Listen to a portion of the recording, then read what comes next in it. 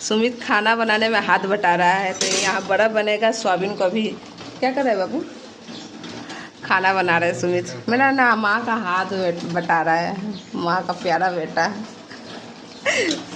दिखाओ, और छोटा छोटा कर लो। मेरा चावल दाल बन गया है, और इसमें अंडा भी दूंगी अभी बड़ा में। अंडा को थोड़ा ग्राइंड करके इसमें देना है, समझा?